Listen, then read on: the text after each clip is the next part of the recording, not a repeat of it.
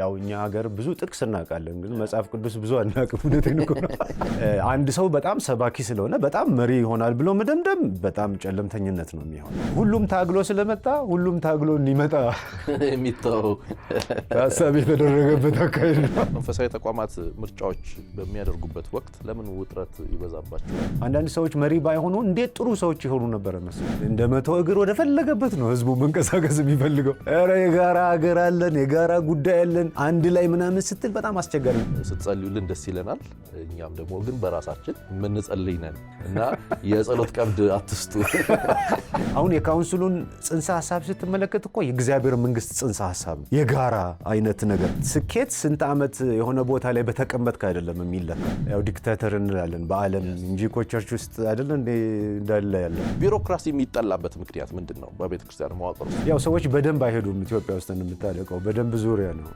አሁን ዝብራ ስንሻገርም እኮ ራሳችን ዝብራ አለን ቤተ እምነቶች ውስጥ ካውንስሉንም ህብረቱንም ሊመሩ የሚችሉ በጣም ኢኩዊፕድ የሆኑ ሰዎች እንዳሉ እናምናለን ሁላችን በቃ ማትወደውን ነገር መጥላት ነው የሚያዋጣ በቃ ልክ አይደለም ማውገዝ ነው መቃወም ነው በቃ መንፈሳዊ አይደለም ስጋዊ ነው ደረቅ ነው ምናምን ብለህ ትገላገለዋል መሪዎቹንም አትፈርድባቸውም እኮ አንዳንዶቹ አሁን ይሄን ያህል ዋጋ ከፍለን ለምደን ስንት ታስረን ምናምን ይላሉና እንደውም አንድ ጊዜኛ በፈጠራችሁ ስለ እስራት አታውሩ በቃ ሁለት ከመቶ ዓመት በላይ ነን ወንጌላውያን ኢትዮጵያ ውስጥ ግን ገና 101ዱን ዓመት 100 ጊዜ ደጋገምን ነው የሚመስለው ምክንያቱም ኢንስቲትዩሽን ቢልድ ስላልተደረገ ጥሩ ተመሪ ላለመሆን ካለ ክፍተትስ ሊሆን ይችላል በሌላ አቋራጮች ወደ አመራር ለመምጣት የሚደረጉ አሁን እነዚህ ያሉት መሪዎች የሚቀየሩ ከሆነ ከነባር መሪዎች ቁጭ ብሎ መቅዳት መቻል አለበት ምንድነው ቁጭታችሁ እድል እንደገና ቢሰጣችሁ ምንድነው የምታደርጉ ኢትዮጵያ ቤተክርስቲያን ውስጥ ተተኪ መሪዎች ባይኖሩ እኔ እግዚአብሔርም ተጠያቂ ነው ሰይጣንም ራሱ ተጠያቂ ነው ብያለሁ ተጠያቂዎች መሪዎች ናቸው በኢትዮጵያ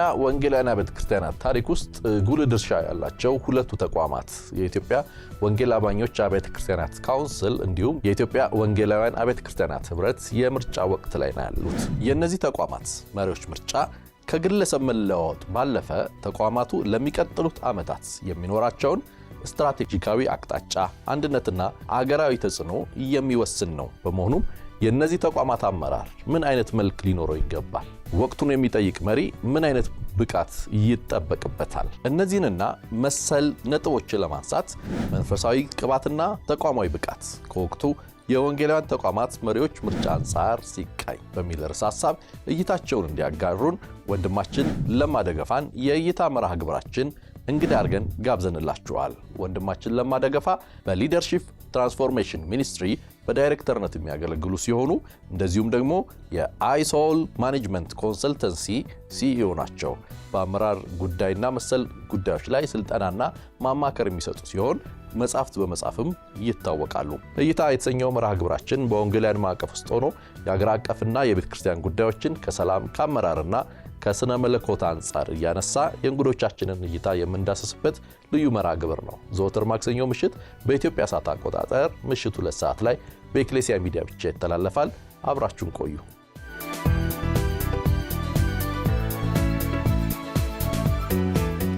ለምሽ እንኳን ደህና መጣ በጣም ነው ማመሰግነው አብይ ስለጋበስ በዚህ መርሃ ግብር አንቱ እያልን ነው ብዙዎቹን የምናወራውና አንቱ እያልኩ ልቀጥል አስቤ ነበር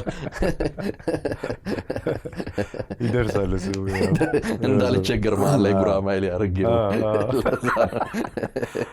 በእጅግ አድርጌ አመሰግናለሁ ለዚህ በጣም ወሳኝ ውይይት አብረህ ለመሆን ፈቃደኛ ስለሆንክ ዛሬ በተለይ ከመንፈሳዊ ቅባትና ተቋማዊ ብቃት አንፃር አንዳንድ ሀሳቦችን እያነሳ እንወያያለን ተመልካቾች አብረውን እንዲጓዙ ግን ለተመልካቾች የሚነሱ ጥያቄዎችን አዘጋጅቻለሁ ምናልባት ተመልካቾችም ከኛ ጋር ለራሳቸው መልስ እየሰጡ እንዲቀጥሉ ከተመልካቾች ጥያቄ ልነሳ ብዬ ነው ተመልካቾች እነዚህን የምናነሳቸውን 3 ያክል ጥያቄዎች በኮሜንት ላይ ልታካፍሉ ትችላላችሁ ወይም አብራችሁ እየተከታተላችሁ ካሉ ሰዎች ጋር ልትወያዩባቸው ትችላላችሁ ለወንጌላውያን ተቋማት መሪነት ቅድሚያ መስጠት ያለበት ለየትኛው ነው ለረጅም ዘመን የአገልግሎት ልምድ ወይስ ለዘመናዊ የአመራር ብቃት ለምን ከካውንስሉና ከህብረቱ አዲስ ምርጫ በኋላ ምን አይነት ተቋማዊ ለውጥ እንደሚመጣ ተጠብቃላችሁ በሶስተኛ ደረጃ በአሁኑ ሰዓት ቤተክርስቲያንን ለመምራት አንድ መሪ ሊኖረው የሚገባው ዋነኛ ጠባይ ወይም ካራክተር ምንድነው እነዚህን ሐሳቦች እያነሳችሁ ፕሮግራሞቻችንን እንድትከታተሉ አደራማት እንፈልጋለን ለምሽ ወደ አንተ ልምጣና ዛሬ መንፈሳዊ ቅባትና ተቋማዊ ብቃት ላይ እንወያያለን። መንፈሳዊ ቅባት ስንል ምን ማለታችን ነው? ተቋማዊ ብቃት ወይም ኢንስቲትዩሽናል ኮምፒተንስ ምን ማለት ነው? ለምሽ አመሰግናለሁ። በጣም ጥሩ ጥያቄ ነው። ያው እንግዲህ ይሄ መንፈሳዊ ቅባት የምንለው ከሰዎች ጋር የተያያዘ እግዚአብሔር ለሰዎች ከሚሰጠው ጸጋ ጥሪ ጋር የተያያዘ ነገር ነው። በኦፊስ መልክ ሊሆን ይችላል፣ በልዩ ልዩ ጸጋ ሊገለጽ ይችላል። አስፈላጊ ነው። ያው የሚሰራው ስራ የእግዚአብሔር ስራ ስለሆነ ከእግዚአብሔር ተነጥለን በራሳችን ብቃት ልናከናውን ስለማንችል ከዛ የሚመጣ ነገር መኖር አለበት ማለት ነው። ያው ሰው ያደረገው ከጌታ መጥቶ እስትንፋስ ወደ ሰው ህይወት የገባው እንደመሆነ ሁሉ በአገልግሎት ውስጥም አገልጋዮችን አገልጋይ የሚያደርገው ያ ጸጋ ያ ቅባት ስለሆነ ግን ደግሞ እሱ ብቻ በቂ አይደለም። ያው መተግበር አለበት፣ ስራ ላይ መዋል አለበት፣ ተግዳሮቶችን ተጋፍጦ አሸንፎ መሄድ አለበት። የሚነካካ የሚበጅ ነገር አለ። ያ ደግሞ ተቋማዊ ብቃትን ይጠይቃል። እዛ ውስጥም የሰዎች ብቃት አለ፣ ተቋማትም ሊገነቡ ይገባል። ስለዚህ እሱ ነው ማለት ነው። እንግዲህ እግዚአብሔርም ጸጋውን ወደዚህ ዓለም ሲያፈስ እንደው ሜዳ ላይ ብቻ አላፈሰሰም፣ ተቋምም እየገነባ ጭምር ነው። እንዲያውም በመጀመሪያ እግዚአብሔር ሰማይና ምድርን ፈጠረ ይላል። እሱ እኮ ተቋም ማለት ነው። ብዙ ጊዜ በሁለቱ መካከል ላንሳለ ለምሳሌ መንፈሳዊ ቅባት ከጸጋ ጋር ከእግዚአብሔር ነገር ጋር የተገናኘ ነው። ተቋማዊ ብቃት ስትል በዚህ ጉዳይ ውስጥ ደግሞ የመጣው ለምሳሌ ያው ወይ ቅቡ ያለው ሰው ወይ ምናምን የሚመራው ደግሞ ወይ ተቋም የመምጣት ነገር ይኖራልና ወደ አመራር ትንሽ ጠጋ ብለን እንመልከተው። መንፈሳዊ ቅባት ያለው ሰውዬ በተቋማዊ ብቃት ውስጥ ለማለፍ ስልጠናዎች፣ ክህሎቶች አስፈላጊ አይሆኑም? አንዳንድ ጊዜ ምርጫም የለውም እንጂ ነው። ያ እኮ የእግዚአብሔር ጥሪ ልብህን ነው የሚነካው፣ እንድትነሳሳ ነው የሚያደርገው። ማንዴት ነው የሚሰጥ፣ ኦቶራይዝ ያደርጋል መስኩ ላይ እንድትሰማራ። መስኩ ላይ ከተሰማራ በኋላ ደግሞ ምን ነገር ማድረግ እንዳለብህ በልምድ በስልጠና ነው የምታገኘውና የእግዚአብሔር ጥሪ የእግዚአብሔር ቅባት ስልጠናን ብቃትን የሚቃረን ሳይሆን የሚፈልግ ነው። ሁለቱም ከእግዚአብሔር ነው ማለት ነው እና በጣም ግዴታ ነው። ስለ ጸጋ ስለ ጥሪ የሚናገር የእግዚአብሔር ቃል ስለ ስልጠና፣ ስለ ብቃት፣ ስለ እውቀት፣ ስለ ክህሎትም ደግሞ እንዲሁ እኩል ይናገራል ማለት ነው እና ጥሪ ያላቸው ሰዎች አገልግሎት ውስጥ ፍሬያማም የሚሆኑም ሊሰነብቱ የሚችሉትም ራሳቸው ደግሞ እየበቁ እየታጠቁ በሌሎች እየተመከሩ እየሰለጠኑ ሲሄዱ ነው ማለት ነው። ብዙ ጊዜ በቤተክርስቲያን አካባቢ በቤተክርስቲያን ብቻ ሳይሆን በመንፈሳዊ ተቋማት አካባቢ ቅባት የሚለው ነገር ሲነሳ መንፈሳዊ ስጦታ ብቻ ተደርጎ የመወሰድ ነገር አለው። ግን አሁን ለምሳሌ አሁን ቅርብ ቀን ምርጫዎችም አሉ በካውንስሉም በህብረቱም አካባቢ። እነዚህ በጣም ግዙፍ ትልልቅ ተቋማት ናቸው እና እንደዚህ አይነት ተቋማትን ለመምራት ተቋማዊ ብቃት የአመራር ብቃት ለምን ግድ ይሆናል? አንደኛ ያው እንደምታውቀው እንግዲህ የአብያተ ክርስቲያናት ህብረትም ሆነ ካውንስሉ በጣም ግዙፍ ተቋማት ናቸው። የወንጌላውያን አብያተ ክርስቲያናት ገጽታ እሱ ጋር ነው ያለው እና ድክመታችንም ጥንካሬያችንም አንዱ መታያ ስፍራ ስለሆነ የተጠሩ መሪዎችንም ይፈልጋል፣ ደግሞ የበቁ መሪዎችንም ይጠይቃል። ያንን አስገዳጅ የሚያደርገው ነገር ምንድን ነው?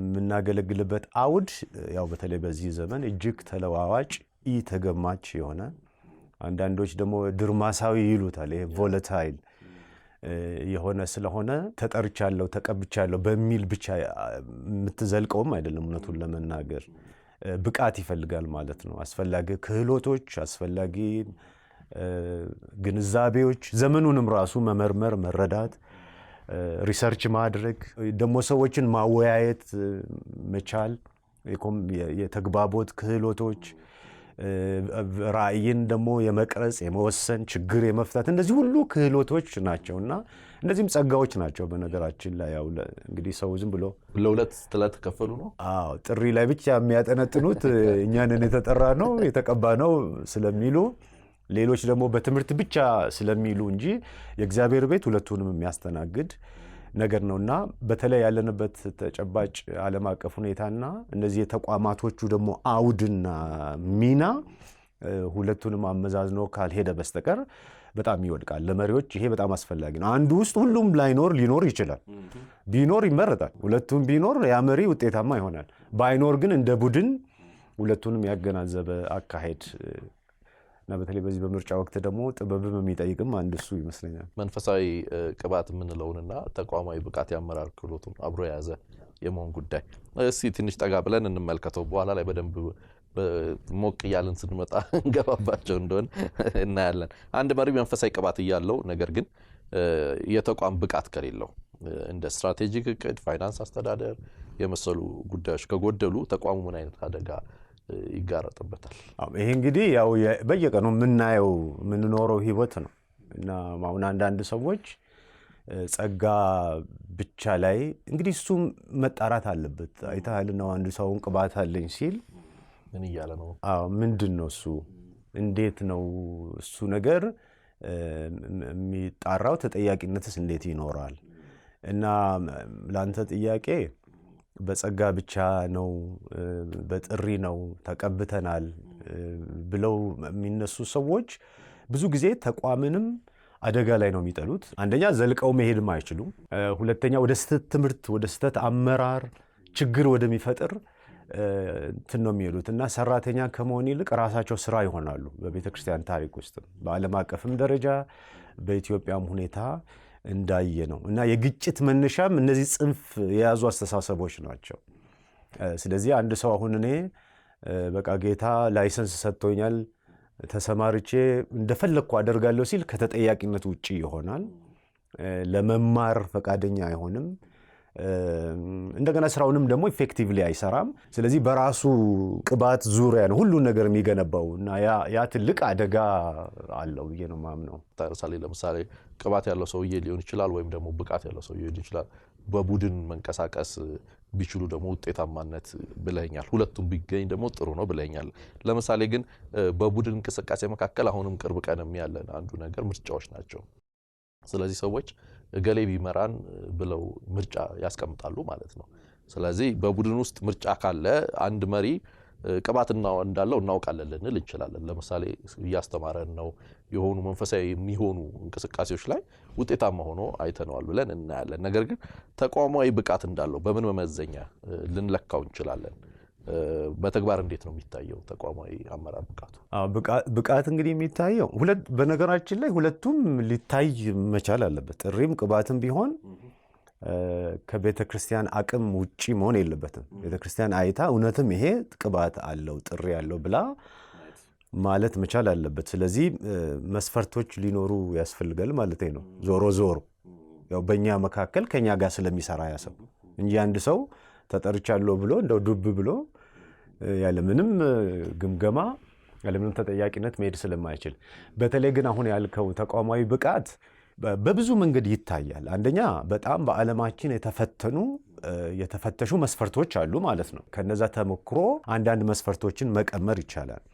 የእግዚአብሔር ቃል ደግሞ ያው እንግዲህ በጥቂት የታመነውን አይደል ጌታ ደግሞ በብዙ የሚሾመው እና ምን አድርገዋል እነዚህ ሰዎች ከዚህ በፊት ከእድሜያቸውም ከርዝመት ከአገልግሎት ዘመንም ብዛት ባለፈ ከጥሩ ሰውነትም ከጥሩ ክርስቲያን ከመሆንም ባለፈ በተቋም አመራር በድርጅት አመራር ላይ ምን ተጨባጭ ነገሮችን አድርገዋል ዘን እሱ ላይ ቆመን ከእግዚአብሔር ጋር ተባብረን ወደሚቀጥለው ደረጃ ደግሞ ቢሄድ የተሻለ ኃላፊነት ቢሰጠው የሚለው ነገር ውስጥ እንዲገባ። ስለዚህ በተለይ ተሞክሮች እስካሁን የነበረው ታማኝነት ያስገኛቸው ፍሬዎች በገሃዱኛው መካከል ሲያገለግል ስለኖረ እነሱ ትልቅ ነገር ናቸውና ተስፋ አደርጋለሁ በዚህ ምርጫ ሂደት ውስጥም እነዚህ ከተዘለሉ ብዙ የእግዚአብሔር ቃል ነው የሚዘለለው እና ዝላዩ ጥሩ አይመስልኝም።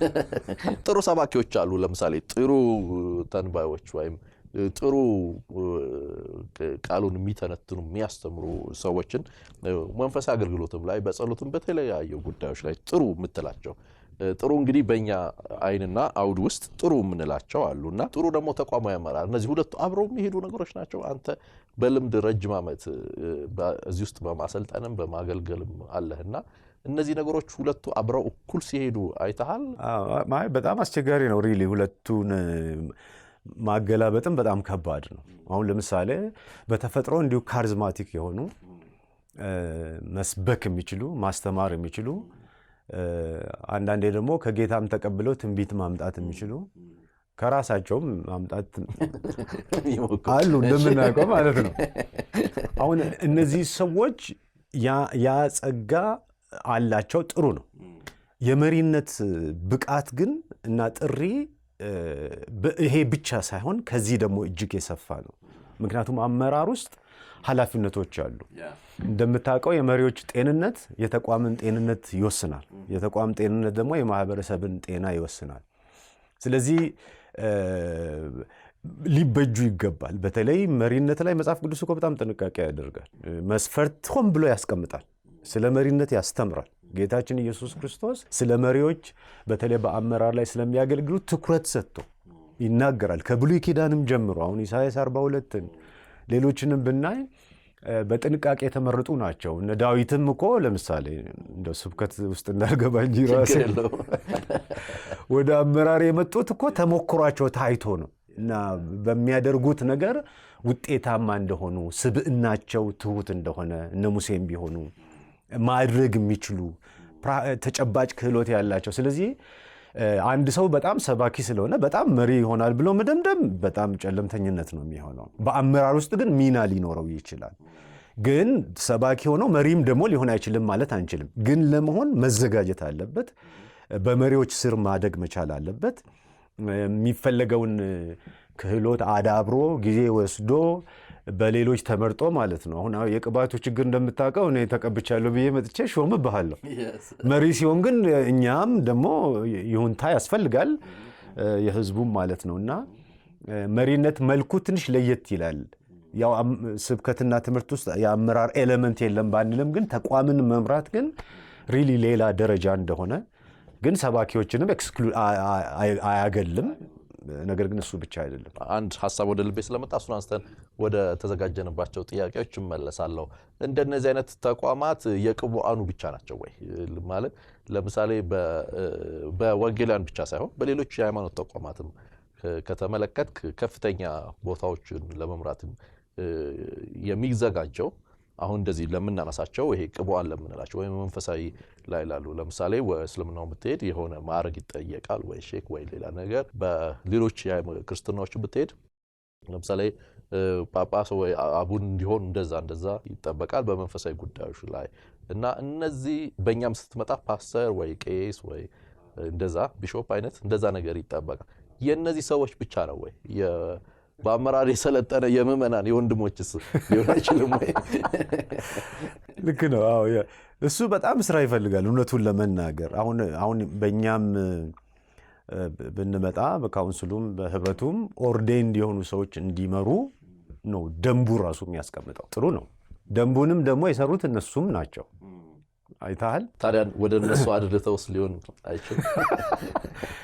ሊሆን ይችላል በተወሰነ ደረጃ። እና እኔ እንዲያው መቼም እነዚህ ተቋማት የነዚህ ኦርዴንድ የሆኑ አገልጋዮቻችን እና መሪዎቻችን ብቻ ሳይሆኑ ወደ 30 ምናምን ሚሊዮን የሚጠጋው አካል ነው። ግን አሰራሩ ሄዶ እንዲህ አይነት ቁልፍ ውሳኔዎችን እነሱ ጋር ስለሚያስቀምጥ ያም ደግሞ ያው በእነሱ እየተሰራ ስለመጣ እሱ የራሱ ተግዳሮት አለው። በሂደት ሊፈተሽ ይገባዋል። ግን አመራር እንዲህ አይነት ተቋማዊ አመራር አሳታፊ ቢሆን ለእግዚአብሔርም የወቅቱ ፍላጎትና ጥሪ ክፍት ቢሆን አንዳንድ ጊዜ በመስፈርትና በልምድ ድምድም ማርገት ሄድና ሌላው እድል ያጣል ማለት ነው እና ዝግ ይሆናል እና የጥቂቶች ብቻ ይሆናል። እና አይ ቲንክ መሪዎች ቁጭ ብሎ ቢያስቡበት ሌላውንም ለሌላውም ክፍት የሆነ ሊመሩ ለሚችሉ እግዚአብሔር ላዘጋጃቸውም በር ማይዘጋ አካሄዶችን እዛ ውስጥ ማመቻቸት ይቻላል። ግን እነዚህ ኦርዴንድ የሆኑ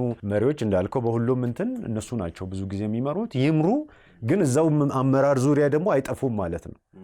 ጠቅላላ ኦርዴንድ በኦርዴንድ ካረክ በቃ እሱ ራሱን የቻለ ፋሽን ነው። እንግዲህ ሊፈተሽ ይገባል።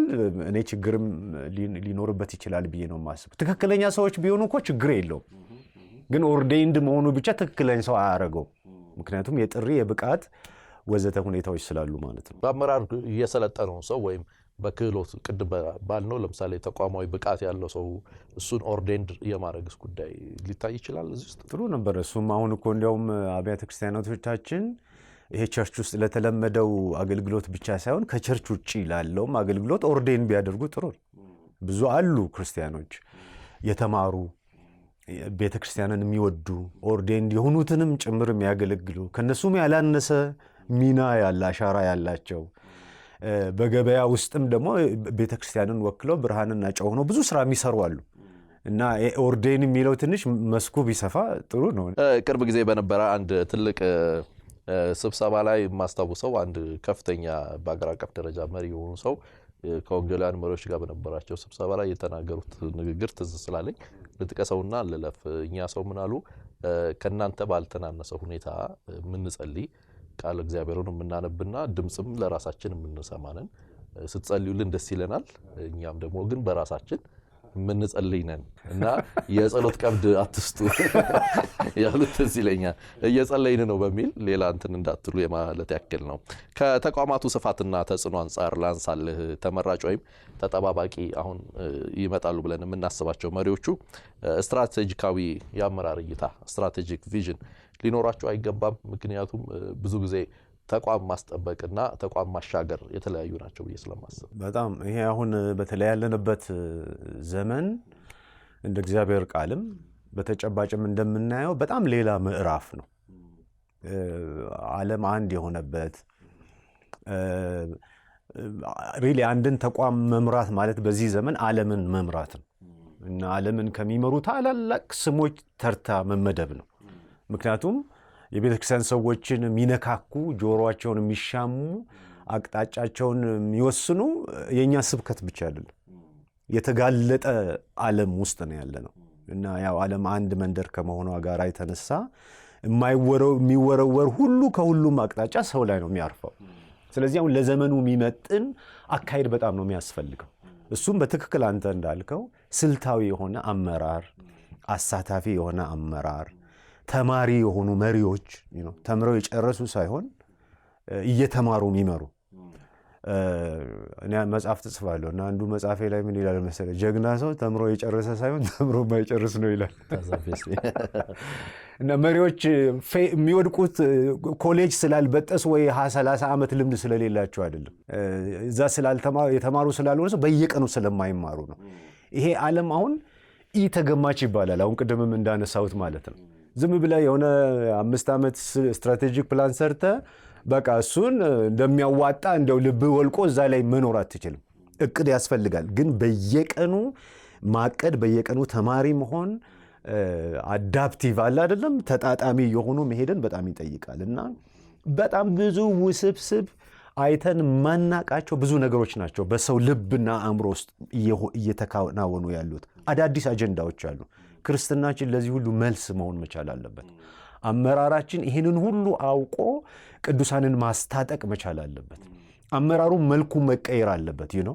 ስብሰባ እያደረግ 3-4 አጀንዳ ቀርቦ ሁለቱን ተራግመ አንዱን አጽድቀ ምናምን መምራት ቀርቶ ይቻላል ብዬ አላስብም። በጣም ዕውቀትን ጨምቆ የሚጠቀም አሳታፊ የሆነ ለስም እዛው ሊሆኑ ይችላሉ። ነገር ግን የቤተ ክርስቲያንን ሀብት፣ ዕውቀት፣ ግንዛቤ፣ ክህሎት የሚያንቀሳቅሱ በብዙ ነገር የሚደግፉ ሪሰርች የሚያደርጉ በሪሰርች የሚያምኑ በሙያ የሚያምኑ አለ አይደለም።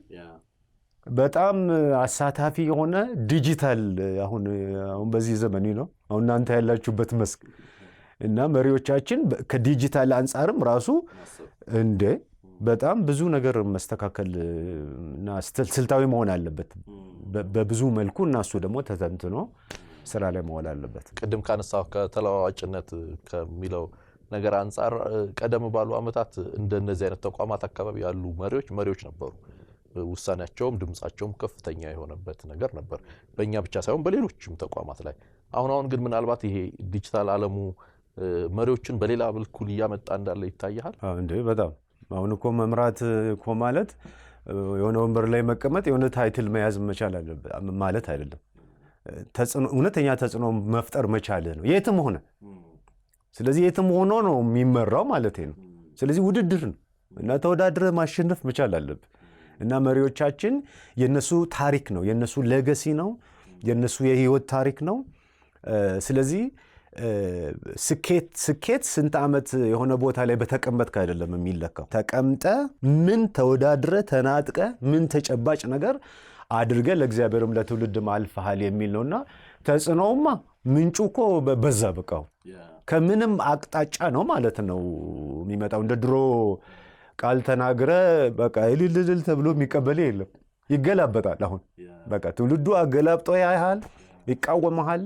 ለዚህ ነው ለመሪዎች አሁን በጣም ኢንተርዲሲፕሊነሪ የሆነ በዚህ እንዲያውም ካልክስ አሁን በስነ መለኮት ብቻ አይደለም የሚመራው በዚህ ዘመን ቤተክርስቲያን፣ በጣም መልታይ ዲሲፕሊነሪ የሆነ አሁን የዓለም መሪዎችን ይሄንን ነው የሚከተሉት።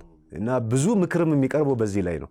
ስለ ሰው ስነ ልቦና፣ ስለ ባህል፣ ስለ ዘመኑ ሁኔታ፣ ስለ ዲጂታል ኢንቫይሮንመንት እነዚህን ሁሉ ያካተተ ስልጠናም ብቃትም አትሊስት አንድ ሰው ይሄን ሁሉ ባይኖረውም ግን በነዚህ የተካነ የሊደርሺፕ ቲም ነው የሚያስፈልገው እንጂ ጥቅስ ብቻ ጠቅሰ አይሆንም። እግዚአብሔር ሁለት መጽሐፍ አለው፣ መጽሐፍ ቅዱስና ዓለሙን ማለት ነው። ዓለሙንም እያነበብክ ቃሉንም እያነበብክ ቴክስቱንም ኮንቴክስቱንም እያነበብክ ነውና በጣም ሪሊ እሱ በጣም አስፈላጊ ነገር እይታ ይመስለኛል፣ አስገዳጅም ይመስለኛል። ወደ ተቋማት ከመጣን አንድ ሐሳብ ላንሳና ወደ መሪዎቹ እንመለሳለን። ወቅቱ ከምርጫ ጋር የተገናኘ ስለሆነ መንፈሳዊ ተቋማት የሚቋቋሙበት መንፈሳዊ ተልእኮ አላቸው። የትኞቹም ተቋማት ግን ደግሞ ሆኖም ተልእኳቸውን ደግሞ ለማስፈጸም ደግሞ ቢሮ ስላላቸው አስተዳደር ስላላቸው ቢሮክራሲ የምንለው ጉዳይ ደግሞ አላቸውና መንፈሳዊ ተልእኮ ላይ ጥሩ ሲሆኑ የአስተዳደር ጉዳይ እንዳሰቡት ላይሄድ ይችላል አንዳንድ ጊዜ፣ ወይም ቢሮክራሲው ሳይጠብቅ ይቀራል እና አንዳንድ ጊዜ ቢሮክራሲው ደግሞ ጠበቅ ተደርጎ ሲያዝ ተልእኮው ውሃ የሚበላው አይነት ጉዳይ ይሆናል። ለምሳሌ ወይ ወንጌሉ ይሳሳል ወይ የሆነ ነገር በቃ ይሄኛው ይጠበቅ የሚለው ነገር አለና እነዚህ ተቋማት ቢሮክራሲና መንፈሳዊ ተልእኮ ሚዛና እንዴት ማስጠበቅ ይችላሉ? እሱን እናንሳስ። ማስጠበቅ አለባቸው እኮ አለበለዚያ በአንድ እግር እንዴት ብለው ይሄዳሉ?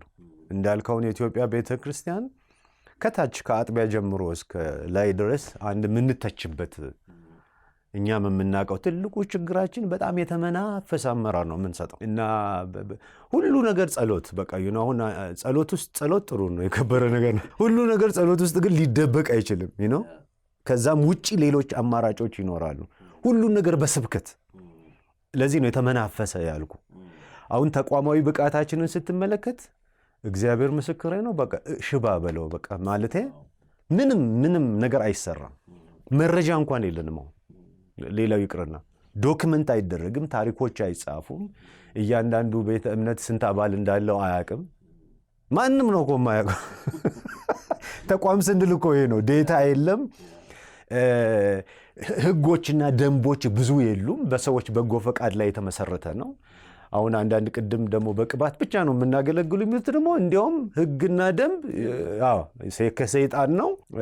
ስለዚህ እነሱ ራሳቸው ናቸው ህጎች። እነሱ ፊሽካ ከነፉ መሮጥ ነው፣ ቆም ካለ ትቆማለህ እንጂ እና ይሄ ቤተክርስቲያንን እንዴት እንደጎዳ ልነግር አልችልም። ትልቁ የዘመናችን የቤተክርስቲያን ሰይጣን ያኛውም እንዳለ ሆኖ ይሄ ይመስለኛል በተቋማዊ ብቃት አለማመን፣ ተቋምን የመገንባት ጉዳይ። ከዚህ የተነሳ የሚገርም አሁን እኛ ከ100 ዓመት በላይ ነን ወንጌላውያን ኢትዮጵያ ውስጥ፣ ግን ገና 101ዱን ዓመት 100 ጊዜ የደጋገምን ነው የሚመስለው። ምክንያቱም ኢንስቲትዩሽን ቢልድ ስላልተደረገ። አንዳንድ ቦታ እኮ ገንዘብ ከፍሎ ደረሰኝ መቀበል ራሱ ስቲል አከራካሪ ነው። ስለ ተጠያቂነት የለም። ገንዘብ የምንይዝበት፣ ሰው የምናስተዳድርበት፣ ስብሰባ የምንመራበት፣ ውሳኔ የምንሰጥበት የተፈተሹ ኢንስቲትዩሽናል መስል አልገነባንም እና ይሄ በጣም ገዳይ ነገር ነው።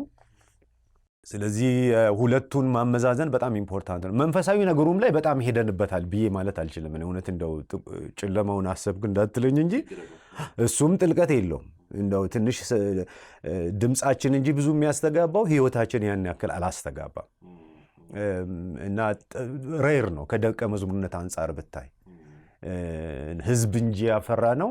በቃ ብዙም የተለወጠ እንትን አልተደረገም። ስለዚህ ሁለቱም ጋር የቤት ስራ አለ። ተቋማዊ ነገሩ በጣም የተዘነጋ ነው። ምክንያቱም መሪዎቻችን ብዙ ጊዜ ከቲዮሎጂ ባክግራውንድ ስለምናመጣቸው ብዙ አየሩን የሚይዘው ይሄ ስብከቱ፣ ትምህርቱ፣ ጸሎቱ፣ ፌሎሺፑ ምናምኑ ነው እንጂ ቁጭ ብሎ አድምቶ ተቋምን እንደ እግዚአብሔር የመገንባት ፕራዮሪቲ ሰጥተው እግዚአብሔር ሰማይና ምድርን ፈጠረ፣ ቤተሰብን ፈጠረ፣ ቤተክርስቲያንን መሰረታ ተቋም ነው እኮ ሁሉ ኢንስቲትዩሽን። ስለዚህ አደረጃጀቱን፣ ስትራክቸሩን፣ ምኑን ቁጭ ብሎ ካልቸሩን፣ ፖሊሲ ምናምኑ እሱ ምንም በቃ በጣም ትልቅ የቤት ስራ ይመስላል። ትንሽ እንንካውና መለስበታለሁ። ምክንያቱም አንተ ቆንጆ አድርጋ አስቀምጠልኛል። ለምሳሌ ማመናፈስ ያልከው ጉዳይ አለ። በዚህኛው በልኩ በጣም ማመናፈስ በጣም ይያያዛል። ሁሉን ነገርን በቃ መንፈሳዊ ለማድረግ የሚደረግን ሩጫ አንዳንድ ጊዜ አስተውለህ እንደሆነ አላውቅም። ለምሳሌ መንፈስ እንኳን ሲባል የእያንዳንዱ ጉዳይ መንፈስ አለው። ለምሳሌ በቃ እንደው የዝናብ መንፈስ ወይ ቢሮ ውስጥም ካስቸገረ እንደው የዚህ ኮምፒውተር መንፈስ ሁሉ ነገር እና ከሱ ነው። መብራት እንኳን ከጠፋ ከኃይል መቋረጥ ሳይሆን እንደው በቃ የመብራት መንፈስ ብዙ ነገር ይሄዳል። ላነሳለሁ የፈለኩት ነገር በዚህኛው በኩል ቢሮክራሲ የሚጠላበት ምክንያት ምንድን ነው? በቤተ ክርስቲያን መዋቅር ውስጥ ማለት እንዲህ መልካም አስተዳደር ራሱን የቻለ ቢሮክራሲ እንዳይኖሩ የሚፈራው ለምንድን ነው? ከእሱ ጋር ያይዘህ ብታነሳልኝ የምፈልገው ስርዓት አልባ መሆን የሚያስከትለው ትልቅ አደጋ ምንድን ነው? አይ ቲንክ ቢሮክራሲ የሚጠላው ሁለት ምክንያት ሊሆን ይችላል ብዬ ገምታለሁ። አንዱ የብቃት ችግር፣ በቃ የማትወደውን ነገር መጥላት ነው የሚያዋጣ። በቃ ልክ አይደለም ማውገዝ ነው፣ መቃወም ነው። በቃ መንፈሳዊ አይደለም፣ ስጋዊ ነው፣ ደረቅ ነው ምናምን ብለህ ትገላገለዋለህ። እንዲህ የሚያደርጉ ያው የብቃት ስንፍና ያለባቸው ሰዎች ናቸው። እና አመራር ብቃት ሲያጣ ቢሮክራሲን የሚቃወም ነው የሚሆነው፣ ሪጀክት የሚያደርግ ነው የሚሆነው። ሁለተኛው ደግሞ የአንዳንድ መሪዎች በትክክለኛ መንገድ ወደ አመራር ያልመጡ ሰዎች ራሳቸው እንደፈለገ ማድረግ ሲፈልጉ ያው ዲክታተር እንላለን በዓለም እንጂ እኮ ቸርች ውስጥ አይደለ እንዳለ ያለው በማመናፈስ ስም ማለት ነው እንዴ።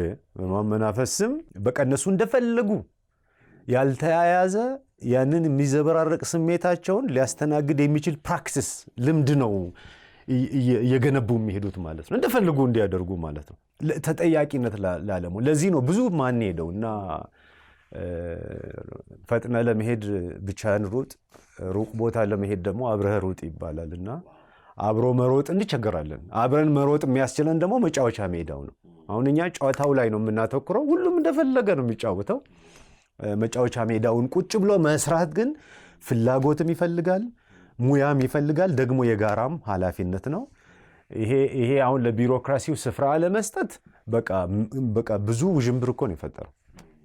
ከኛ ቤት ጀርባ የሆነ የሰፈር የእግር ኳስ መጫወቻ አለ እና አንዳንዴ እጃ ያለው እና በቃ ክርክር ነው ሁሌ። በቃ ኳስ ወጣ ገባ ጦርነት ነው። በቃ መስመር የለው እና በቃ አንዱ ይመጣና ወጥቷል ይላል፣ እሺ ይባላል።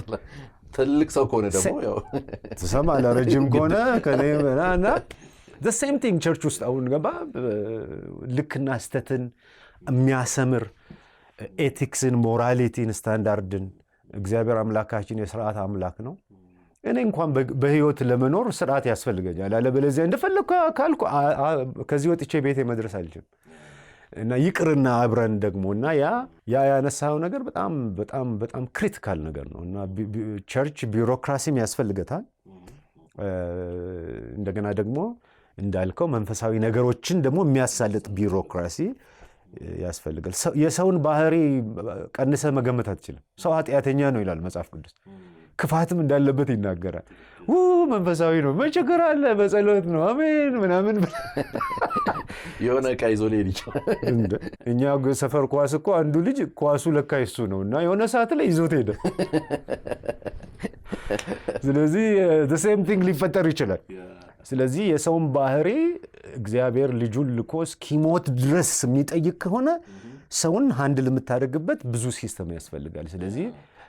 ስለዚህ አስፈላጊ እንደሆነ ነው በጣም ማምነው። ቅድም በትንሹ ነክተዋል፣ ግን በስፋት ብትሄድበት ደስ የሚለኝ አንዱ ነገር የተጽዕኖ ጉዳይ ነው። ለምሳሌ 100 ዓመታችን ነው ብለህ ያነሳው ጉዳይ አለ። ግን 100 ዓመቱን አንዱን ዓመት ነው 100 ዓመት የሄድ ነው ብለህ ያነሳልኝ ነገር አለ። እኔ ላንሳልህ ለምሳሌ አሁን ህብረቱ 50 ዓመት ሆኖታል የወንጌላውያን አብያተ ክርስቲያናት ህብረት።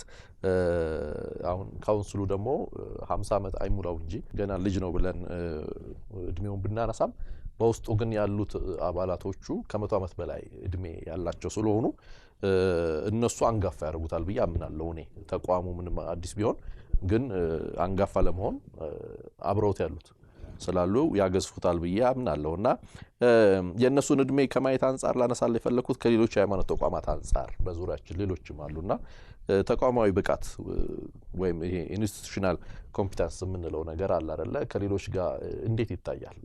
ተጽዕኖአችን በደንብ መታየት ይችላል። ተጽዕኖ ፈጣሪነታችን በደንብ ታይቷል። እሱን ትንሽ ነክተዋል በደንብ እንድትሄድበት። መቼም በጎ ነገሮች አሉ። እውነቱን ለመናገር በአገራችን ወንጌላውያን ያደረጓቸው በጣም በጎ ተጽዕኖዎች አሉ። በተለይ ድምቅ የሚሉ በታሪክ ውስጥ የተጻፉ በተለይ የአብያተ ክርስቲያናት ህብረት ሲደራጅ አካባቢ የነበሩ ጅማሬ ላይ እንደነ ቄስ ጉዲና ቱምሳ በነበሩ ጊዜ የነበረው ጫናና ተጽዕኖ ኢትዮጵያዊ ብቻ ሳይሆን ዓለም አቀፋዊ ጫና የወንጌላውያን ህልውና እስኪደመጥ ድረስ ደግሞ ከወንጌላውያንም አጥር አልፎ ሌሎችንም እስከሚያቅፍ ድረስ የሄደ በጣም ትልቅ ተስፋ የተጣለበትና ጥሩ ነገሮች ነበሩ። አሁንም ቢሆን ያው እዛም እዚህም አብያተ ክርስቲያናት ሚና አላቸው በሀገር እንትን ውስጥ። ግን ያንን ታሪክ አስበ እንግዲህ ከዛ ጀምሮ ወዴት ሄደ? ወደ ላይ ነው የሄደው ወይስ ወዴት ነው የሄደው ብትል በጣም ነው ያሽቆለቆለው እውነቱን ለመናገር። አሁን እኮ ከኛ አልፈን ሄደን ተጽዕኖ ማምጣት ይቅርና እኛ ራሳችን አንድ ሆነን የጋራ ሐሳብ የጋራ ቃል እንደሚያነብ የጋራ አምላክ እንዳለው የጋራ ቤት እንዳለው ራሱ አብሮ ለሚሄድ ገና ክርክር ላይ ነን። ይሄ ክርክር ምን ያህል ይቀጥላል? አይ ዶንት ኖ። ክርክሩ እስከ ወዲያኛው አይጠፋም። ግን የጎላ አጀንዳ ሆኖ እስከ መቼ ነው የሚለው በጣም አሳሳቢ ነገር ነው። ስለዚህ ሪሊ የሚገባንን ያህል አይደለንም። አሁን እኛ እኮ ወደ ኢትዮጵያ ውስጥ እንግዲህ እንደምታውቁ ቁጥሩን አናውቅም። ያው በእኛ ቢሮ ለመከታተል እንሞክራለን። አሁን ዘንድሮ ወደ 34-35 ሚሊዮን ደርሰናል። አሁን እንደ ሀገር ብታስብ ይሄ በዓለም 51ኛ ሀገር ማለት ነው። የኢትዮጵያ ወንጌላውያን ብቻ በቁጥራቸው በዓለም ህዝብ ተርታ ብታስቀምጥ 51ኛ ሀገር ነን። 50 ሀገር ብቻ ነው የሚበልጠን በህዝብ ቁጥር። ስለዚህ ኢትዮጵያ ውስጥ እግዚአብሔር ሌላ ሀገር ነው እየገነባ ያለው ማለት ነው። ብዙዎቹ ደግሞ ወጣቶች ናቸው። እድሜያቸው ከ38 ዓመት በታች የሆኑ አሁን ይቅርታ ከ35 ዓመት በታች የሆኑ 83% ናቸው። 83% ወጣት ሰራዊት ነው እግዚአብሔር እያስነሳ ያለው። አሁን የተቸገርነው የሰራዊቱ ጄኔራሎች ማለት ነው እንግዲህ አሁን መሪዎች የምንላቸው ይሄንን ወጣት አንቀሳቅሰው እዛ ውስጥ እግዚአብሔር ያመቀውን ፖቴንሻል አውጥተው ለእግዚአብሔር ክብር እንዲጠቀሙ ለምድሪቱ በረከት እንዲጠቀሙ የማብቃት ጉዳይ ላይ ስትራቴጂ የለንም። ሞር ሃይማኖታዊ ልምምዶች ላይ ያተኮረና የታህላውን በቃ ሃይማኖታዊ ልምምድ እንጂ አገራዊ ነገር የእግዚአብሔር መንግስት ጉዳይ ምናምን የሚለው አሁን የካውንስሉን ጽንሰ ሐሳብ ስትመለከት እኮ የእግዚአብሔር መንግስት ጽንሰ ሐሳብ ነው። የጋራ አይነት ነገር አሁን እዚህ ላይ አልሰራንም። ከየት እናምጣው እና ጌታ ኢየሱስ ክርስቶስ አሁን ስለ አንድነት ብዙ የጸለየው እሱ ነው አይደል? እኔ ኢትዮጵያ ቤተክርስቲያን የዚህ ጸሎት መልስ ናት ብዬ አላስብም። አሁንም የጸሎት ርዕስ ናት ብዬ ነው የማስበው። አንድ አልሆንም ገና አንድ ሳትሆን ደግሞ የምታመጣው ተጽዕኖ የለም። የእግዚአብሔር ቃል ደምድሞታል። እንዲያውም ተጽዕኖ አሉታዊ ሊሆን ይችላል አሁን እንደምናየው ማለት ነው በጣም እስከሚያሳፍር ድረስ። ስለዚህ ብዙ አሁን እንግዲህ ወደ አመራር ከሚመጡ ሰዎች ይሄን ሁሉ የምንበቀልበት ይሄ የሚከፋፍሉንን ትተን አንድ የሚያደርጉን ነገሮች ላይ አተኩረን ካውንስሉም ቢሆን ህብረታችንም ቢሆን ተበጅቶ የተሰጠን አይደለም፣ የሚበጅ ነው። እንችላለን ማበጀት። ስለዚህ ያ አይነት አመራር በጣም የቆረጠ እንደው ዳግም ልደት ሁሉ የሚያስፈልገው ይመስለኛል። በእውነት ልክ በጌታ ዳግም ልደት የአመራር ዳግም ልደት በጣም የሚያስፈልግ ይመስለኛልና እድሉ በጣም ሰፊ ነው። እንደዚህ እግዚአብሔር ኢትዮጵያን ቤተክርስቲያን ያሰበበት ጊዜ አልነበረም። ግን ተግዳሮቶች አሉ። ተጽዕኖአችን ምንም ስፋታችን በጣም ብዙ ነው፣ ግን ጥልቀት ብዙ የለው። የወጣቶቹን ቁጥር ስታነሳልኝ አስደንጋጭ ይመስለኛል 83% ወጣት ያለበት የሚለው ጉዳይ እና ትንሽ ስለ አመራር መተካካት ወይም የተተኪ ጉዳይ ትንሽ አንስተን እንመለስ። በኢትዮጵያ ቤተክርስቲያናት ውስጥ ያለው ተሞክሮ ምን ይመስላል? የአመራር መተካካት ጉዳይ ጥሩ ተተኪ መሪዎች ሳሉ ነው ይሄ ጉዳይ በእውነት የመሪዎች ስፔሲፊካሊ ቤተክርስቲያን የሚመሩ መሪዎች ጉዳይና አጀንዳ ነው መሆን ያለበት። ኢትዮጵያ ቤተክርስቲያን ውስጥ ተተኪ መሪዎች ባይኖሩ እኔ እግዚአብሔርም ተጠያቂ ነው፣ ሰይጣንም ራሱ ተጠያቂ ነው ብዬ አለ። ተጠያቂዎች መሪዎች ናቸው። መሪዎችን የማፍራት ግንባር ቀደም ኃላፊነት የተሰጠው ለመሪዎች ስለሆነ ስለዚህ አሁን ይሄ ተሞክሮ ብዙ የለንም፣ እንደ ሀገርም የለንም። በቃ ከስር ፈንቅሎ መጥቶ ካልገፈተረ በስተቀር ፍሎው የለውም። ስለዚህ በብዙ ፋሽን የተሞላ ነው አመራራችን። አንዱ ይሄ ደግሞ እሱን ጭስና በቃ ደግሞ ሌላው ደግሞ ሌላ ፋሽን። እንደ ሀገርም ችግራችን ይሄ ነው፣ እንደ ቤተክርስቲያንም። ስለዚህ ተተኪ መሪዎችን በተለይ እንዴት አይነት ክብር መሰለ አሁን ወጣቶቻችን ላይ ኢንቨስት አድርጎ እነሱን አምኖ እንዲሳሳቱ ፈቅዶ ውስጣቸው ያለው ነገር እንዲወጣ መፍቀድ እንዴት አይነት ክብር መሰለ። በምንም መለኪያ ወጣቶቻችን ከነባር መሪዎቻችን ይልቅ ብቃት አላቸው። አስተሳሰባቸው ዓለም አቀፍ ነው። ቴክኖሎጂ ያውቃሉ። የዘመኑ ቴስት እነሱ ጋር ነው ያለው። አሁን እንደኔ አይነቱ የጥንት የጠዋቱ ባለድመት ምልክቱ ጥበብ ለመስጠት ባርኮት ለመስጠት ጥሩ ነው ሪሊ። ግን ወጣቶች ላይ ትኩረት በእኛ ሚኒስትሪ ብዙ ጊዜ ስናደርግ የነበረው እሱ ነው። ወጣት መሪዎችን ከአጥቢያ ቤተክርስቲያናት ጋር እየተባበርን እንደሱ ስናደርግ ነበረ ለረጅም ጊዜ። አሁንም እንደሱ አይነት ነገር እናደርጋለን እና አልተሰራበትም። ደግሞ እኮ የሚገርመው መሪዎችን ራሱ እኮ የሚያበቃም ተቋምም የለንም። እውነቱን ለመናገር የት አለን አሁን? አሁን ለምሳሌ ቤተ እምነት አመራር ዝም ተብሎ ነው የሚገባበት። ለምን ስልጠና አይኖረውም? ቤተክርስቲያን የቤተ እምነት አመራር ዲፕሎማ፣ ዲግሪ፣ ማስተር ስለምን አይኖረው? አጥቢያ አመራር ለምን አይኖረው? ታርጌትድ የሆነ የወጣት አገልግሎት አመራር ለምን አይኖረው? የህብረት አደረጃጀቶች የለንም ማለት ነውና ተተኪ ይቅርና ያኛው ራሱ የሚተካው ራሱ እዛ ላይ ራሱ አልተሰራም። እና ሁሉም ታግሎ ስለመጣ ሁሉም ታግሎ እንዲመጣ የሚተው ሀሳብ የተደረገበት አካሄድ ነው።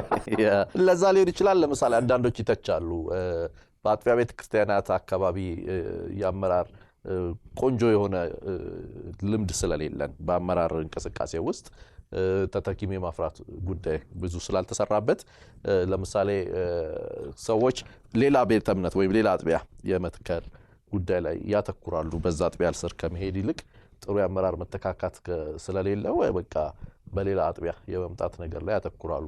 እንደዚሁም ደግሞ ለምሳሌ እንደ ትልልቅ እንደ ካውንስል አይነት ተቋማት አካባቢ ደግሞ ስትመለከት ለምሳሌ እዛ ጋር አጥቢያ ነው የሚተከለው፣ እዚህ ጋር ደግሞ ወይ ህብረቶች 3-4 አጥቢያዎች ተደራጅተው በሌላ በኩል ደግሞ ለመምራት የሚደረጉ እንቅስቃሴዎችን እንዴት ታያለህ አንተ? አሁን ኢትዮጵያ ቤተክርስቲያን ራሱ እኮ በእኛ ጥናት 36% የሚያድገው ከቸርች ተገንጥለው በሚወጡ ሰዎች ነው። እድገት ከሆነ መቼም ይሁንሽ።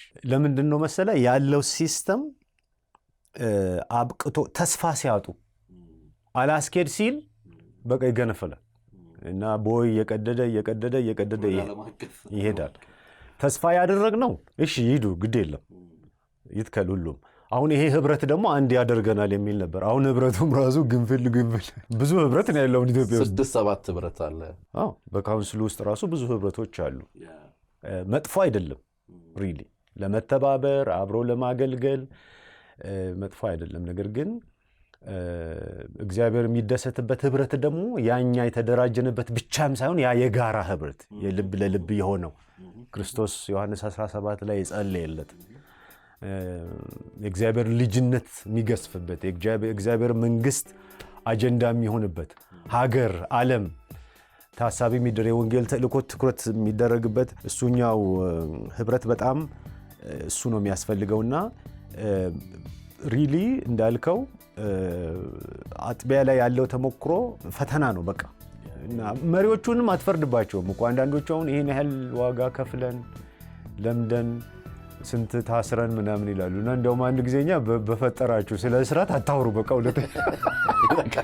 በቃ እግዚአብሔር በጸጋው አሳልፏቸዋል በቃ እንጂ እሱን እንደ ትዝታ ይዛችሁ ልክ በቃ አለ አይደለም እንደው እኮ እኛንን አይነት ነገር ውስጥ እንዳትገቡ እና እኛ አትበሉ እሱ በሉ እሱ ነው ሁሉን ያደረገውና ምናምን እያለ ስለዚህ እሱ አሁን ያልከው በቃ ብዙ ባለ 5 ኮከብ አጀንዳ ነው መሆን ያለበት ሊሰራበት የሚገባ። እየተከታተላችሁ የምትገኙት እይታ የተሰኘው መርሃ ግብራችንን ነው። ከወንድማችን ለምሽ ጋር እያደረግን ያለነው ቆይታ አልተጠናቀቀም። ከአፍታ ቆይታ በኋላ ተመልሰን መተን በቀሪ ጥያቄዎች ላይ ያሉትን እይታዎቹን እንዲያጋራን እናደርጋለን።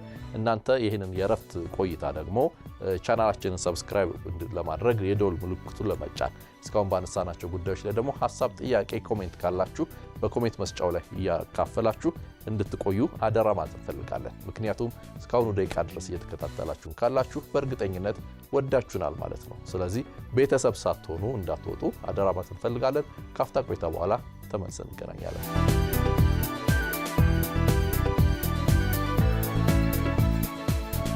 የተመሪነት ክፍተትስ ሊሆን ይችላል። ከአመራር ጋር ካነሳ ነው ጥሩ መሪዎች ተመሪዎች ናቸው ተብሎ ስለሚታሰብ ጥሩ ተመሪ ላለመሆን ካለ ክፍተትስ ሊሆን ይችላል። በሌላ አቋራጮች ወደ አመራር ለመምጣት የሚደረጉ እንቅስቃሴዎች አንድ መጽሐፍ አለ አር ዩ ጆይ ቱ ሱፐርቫይዝ የሚልና ምን ማለት ነው ለመመራት ምቹ ነው ወይ የሚል በጣም ብዙ ነገር ነው የሚያነሳው ያ ሰው ሲናገርና መመራት መፍቀድም መጽሐፍ ቅዱስም እኮ ይናገራል ለህዝቡ ለመሪዎች ብቻ አይናገርም። ብዙ ነገር ያስጠነቅቃል፣ መስፈርት ያስቀምጣል ለመሪዎች፣ ተመሪዎችም ደግሞ እንዲገዙላቸው እንዲመሩ ይላልና በጣም እውነተኛ ነገር ነው። በቃ አሁን ሀገር ላይ የምታየው እኮ እሱ ነው። እንደ 100 እግር ወደ ፈለገበት ነው ህዝቡ መንቀሳቀስ የሚፈልገው። ኧረ የጋራ ሀገር አለን፣ የጋራ ጉዳይ አለን፣ አንድ ላይ ምናምን ስትል በጣም አስቸጋሪ ነው። ያ ዲሲፕሊን እጥረት አለ። ለዛ መገዛት የማይፈልጉ እሱ ብቻም ሳይሆን አንዳንድ ጊዜ ገባ ሀገራችን አሁን ድሃም አይደለች፣ የኢኮኖሚ ሹም ይመጣል እዚህ ውስጥ ገባ መኖሪያም አይነት ነገር አንዳንድ የስነ ልቦና ችግር ያለበትም ደግሞ በቃ ዝም ብሎ ፊት ለፊት መጣደም ይፈልግም ደግሞ አይጠፋም። እሱም የሆነች ትንሽ የብዙ ነገር ውጤት ነውና ሪሊ መፍትሄው የሚመስለኝ እኔ መንፈሳዊነት ነው። የእግዚአብሔር ቃል ዕውቀት ነው። እግዚአብሔር ከብዙ ሩጫ ይልቅ የአንድነትን የህብረትን መንፈስ ወደደ። በቃ ያው እኛ ሀገር ብዙ ጥቅስ እናውቃለን፣ ግን መጽሐፍ ቅዱስ ብዙ አናውቅም። እውነቴን እኮ ነው። ዋና ነገሮችን አናውቅም። ያ እኮ ቢሆን አንተ ለህብረት ቅድሚያ ትሰጣለህ። እግዚአብሔር ያን ስለወደደ አንዳንዶችን ሳይሆን ሁላችንንም እንደ አንድ አካል ሊያከብር ሊሰራብን ስለወደደና እሱ በቃ ስራ በጣም ትልቅ ስራ ይፈልጋል። ቤተክርስቲያን 4 ዓላማ ነው ማሳካት ያለበት ብዬ ነው የማምነው። አንዱ ጤንነት ነው፣ ጤናማ አኗኗር፣ ጤናማ እምነት፣ ጤናማ አካሄድ፣ አመራር ወተፈ። ሁለተኛው እድገት ነው። በቁጥርም ማደግ አለብን፣ መስፋት አለብን፣ ሰዎች መምጣት አለባቸው፣ መተከል አለበት ቤተክርስቲያን። ሶስተኛው ህብረት ነው ትልቁ ነገር እና አራተኛው ነው የመጨረሻው ደግሞ ማህበረሰቡ ላይ የምናመጣው ጫና ብርሃንና ጨው የመሆን ጉዳይ ነው። አይ ቲንክ እነዚህ 4 ዋና ነገሮች ሊታሰቡበት ይገባል። ሩጫው ብቻ ዋጋ የለው። ለምንድን ነው የምንሮጠው? እድገት ካላመጣ፣ ጤነኛ ካልሆንን፣ አንድ ካልሆንን፣ ደግሞ ብርሃንና ጨው ካልሆንን እና ከብዙ ሩጫ ይልቅ እግዚአብሔር የአንድነትን መንፈስ ወዷል። የሚሰራው እሱ ስለሆነ እና አንዳንድ ጊዜ እግዚአብሔር የሚሰራውን እኛ ከእጁ ቀምተን እንቸገራለን። እና እንደዚህች እስክሪብቶ እኛ በእግዚአብሔር እጅ ያለን እስክሪብቶዎች ነን። አንስቶ ካልጻፈብን ምንም አጽፍም፣ ብጽፍም ትክክል አጽፍም። ስለዚህ ከእግዚአብሔር ጋርም ተስማምቶ እርስ በርስም ተስማምቶ እዛ ውስጥ እየተሰሩ መስራት የሚለው በጣም አስፈላጊ ይመስለኛል። ምርጫዎች ሲደርሱ ለምሳሌ በሀገር አቀፍ በተለያዩ ጉዳዮች ላይ ሊገባህ ይችላል ያው እንዲህ አይነት ውጥረቶች ሲነሱ። ነገር ግን መንፈሳዊ ተቋማት መንፈሳዊ ተልኳቸው ቀዳሚ ነው ብለን ስለምናስብ ውጥረት ለምን ይጠበቅባቸዋል የሚል ጥያቄ ይነሳልና ብዙ ጊዜ መንፈሳዊ ተቋማት ምርጫዎች በሚያደርጉበት ወቅት ለምን ውጥረት ይበዛባቸዋል? ይህንን አስተውለህ ከሆነ እኛ አንድ ጊዜ ምርጫ ነበረ ህብረት እና አብያተ ክርስቲያናት ህብረት ውስጥ ተባባሪ ዋና ጸሐፊ ሆኜ የተወሰነ ጊዜ ሰርቻለሁና በቃ ጸሎት ፍራቻ ነበረ። በቃ የሆነ ነገር ሊፈነዳ የደረሰ ያም ይወጣና እንጸልይ ይላል፣ ይሄም እንጸልይ ይላል፣ ይሄም በዚህ ጉዳይ ይላል እና ሪቫይቫል ነገር ሁሉ ሊጀመር ከጸሎት የተነሳ በቃ አንዳንዱ በልሳን ይናገራል። ተረሳ ምርጫው። ፍርሃት ማለት ነው። እንደምታውቀው አንዳንዶቹ ሪሊ ለመመረጥ እጅግ በጣም በቃ የጠነከረ ፍላጎት አላቸው እና አስቀድሞም አንዳንድ ነገሮችን ያመቻቻሉ። በቃ ሎቢ ማድረግ ልክ እንደ ዓለም እንትን መፈለግ ይሄን የሚያስቡ ሰዎች እንግዲህ ካልተመረጡ ብለው ሁለተኛ ሐሳብ የላቸው።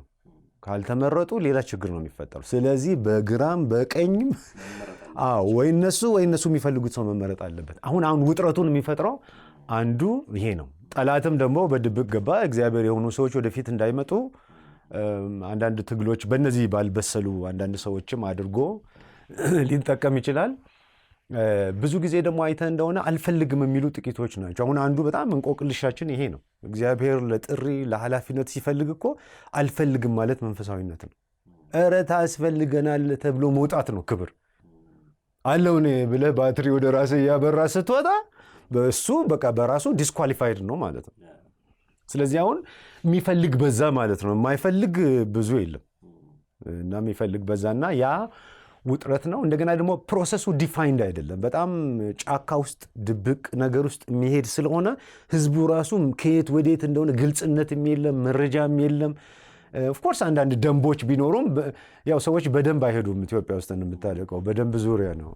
አሁን ዝብራ ስንሻገርም እኮ ራሳችን ዚብራ አለን ከተገናኘ ካልሆነ። ስለዚህ እኛ በህግ የመሄድ ካልቸር ብዙ ዴቨሎፕ አላደረግንም። ምክንያቱም እድገት ይጠይቃል፣ መንፈሳዊ እድገትም ሌላምና እነዚህ ነገሮች ናቸው ውጥረት የሚያመጡ የሰዎች ኢንትረስቶች። ሜቢ ከዚህ በፊት ደግሞ ትክክልም ያልነበሩ ሰዎች በምንም ሾልኮ ይገባሉ፣ እንደ ይሁዳ ማለት ነው። መጽሐፍ ቅዱስ ሰርፕራይዝ የለውም። ኮሮጆ ይዞ የሚገቡ ይኖራሉ እና እነሱ ደግሞ ገባ መውጣት እነሱ ደግሞ በጣም ሌላ ጦር እንትን ይላሉ ያውጃሉ ማለት ነው። እና አንዳንዶች ደግሞ እንደነሱ ያሉ ሊተኩ የሚፈልጉም አሉ። ብዙ ነው ማለት ነው እዛ ውስጥ ያለው ነገር እና ያለ ነው ማለት ነው። በአገርም ምርጫ ሲኖር በቤተክርስቲያንም ሲኖር ሁሉ ጊዜ አብሮን የሰነበተ ውጥረት ነው።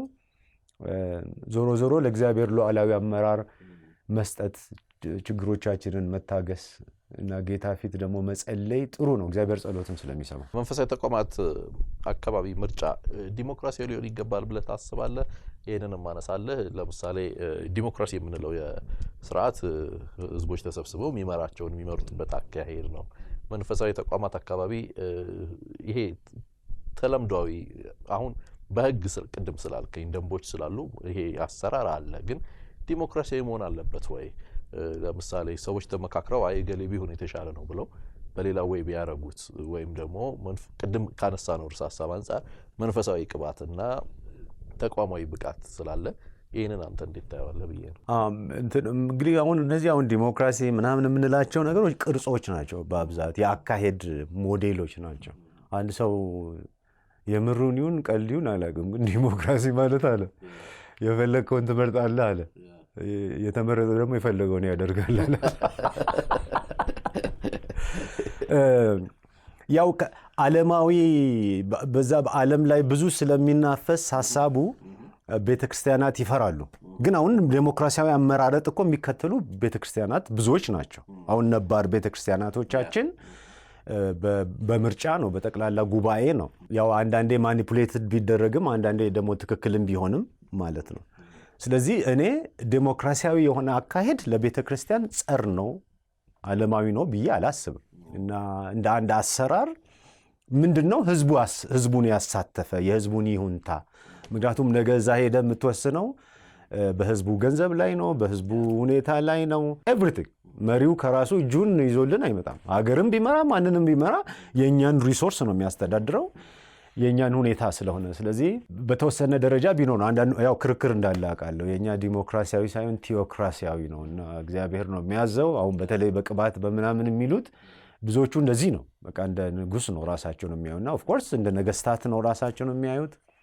እንኳንም የነገስታት ንጉስ አልሆኑ እንጂ ይህንን ትንሽ ብናፍታታው፣ ለምሳሌ ቅድም እንዳልከው እንደነዚህ ትልልቅ ተቋማት አካባቢ የሚደርሱ መሪዎች ከአጥቢያ ደረጃ ካሉ ምርጫዎች ነው የሚመጡት። አድገው እና ለምሳሌ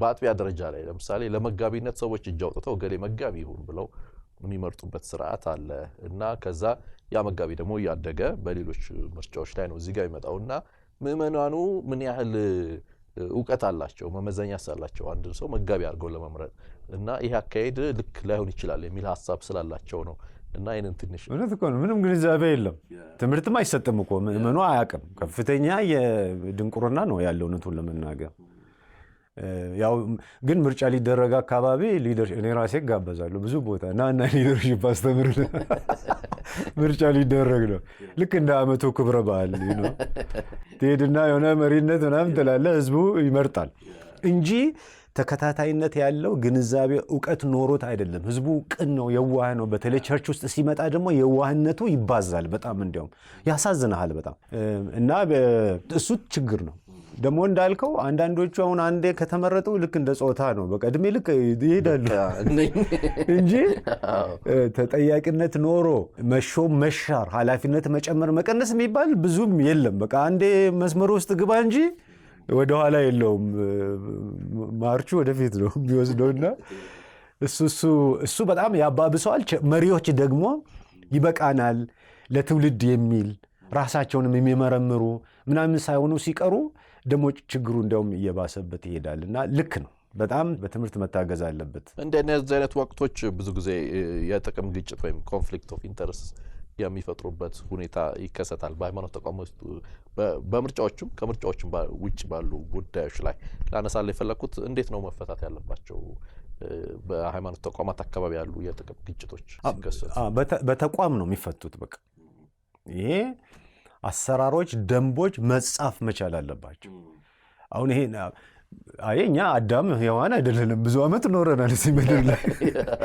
የሚሰሩ የማይሰሩ ነገሮች ተፈትሸው ታይተዋል እኛ ጋርም ቢሆን ባይሆንም በዓለምም ደረጃ እነሱን ተሞክሮች ወደ አሰራር ወደ ደንብ ወደ ፖሊሲ ቀይሮ በእነሱ ተቋም እኮ ጥቅሙ እዚህ ጋር ነው እንጂ ሁሉ እንደ ፍሬሽ ገና እንደተፈጠረ እንደ አዳም እንደ ሔዋን መሆን አንችልም ማለት ነው እነሱን አላቃቸውም በእውነት እንዲሁ አከብራቸዋለሁ ቅድመ ምናምኖች ስለሆኑ ግን እንደ ህፃን ገና ጨቅላ እንደተፈጠረ መሆን የለበትምና ተቋም መገንባት ጥቅሙ ምንድነው እነዚህን ተሞክሮች እያጠናከረ እያሻሻለ እያቆየ እያሰነበተ ይሄዳል ስለዚህ ስትመጣ ከሱ ነው የምትጀምረው በአንተ አትጀምርም ማለት ነው በተጀመረ ነገር ውስጥ ነው የምትገባውና ተቋም መገንባት ነው በቃ the only way እሱ ነው አሁን ብዙ ነገር የሚያከራክረን ምን እንደሆነ ታውቃለህ ገና ተወያይተን ነው የምንወስነው እንጂ ጋይድ የሚያደርገን ነገር የለም ወይ በድምጽ ብልጫ ነው የምንወስነው ወይ በቲፎዞ ነው የምንወስነው ይሄ ቲፎዞ ሲነሳ ሌላ ቲፎዞ ይመጣል እና ይሄ ኮንፍሊክቱን እያባባሰው ይሄዳል አንድ እሱ ነው ሁለተኛው ደግሞ ኢቭን ሊደርሺፕ ራሱ አሁን እነ ማክስዌል ሲያስተምሩ ክርስቲያኖች ናቸው ሊደርሺፕ ኢንፍሉዌንስ ነው ይላሉ ያው ብዙ የሚሉት ነገር አላቸው አሁን በቅርብ ጊዜ የተጻፉ ታላላቅ ጽሁፎችን ስትመለከት ሊደርሺፕ ችግር መፍታት ነው በትክክል ዲሳይድ ማድረግ ነው ኢንፍሉዌንስ ብቻ የሚለው አይገልጸውም ስለዚህ አሁን የመሪነትም ክህሎት ውስጥ አንዱ እሱ ነው ዲሳይድ የሚደረግበት ፕሮሰሱ አንዳንድ ጊዜ አይንህ እያየ የተዛባ ነገር ይደረጋል በቃ ያ ከክርስትና ጋራ ከምታምንበት ነገር ጋራ እየተጣላ ኮንፍሊክቱን እያባባሰው ይሄዳል እና አሁን እኔም ማቃቸው ብዙ አሉ አሁን በቅርብ ጊዜ ራሱ ከቸርች ተገንጥሎ የወጡ ምክንያቱም መሪዎች ውሳኔ የሚሰጡበት አካሄድ ትክክል ስለዚህ ከመሪዎችም ብቃት የመወሰን ችግርን የመፍታት ሐሳቦችን የማንሸራሸር በቃ መጋፈጥ ማንኛውንም አስተያየት መጋፈጥ ምንም ይሁን ምን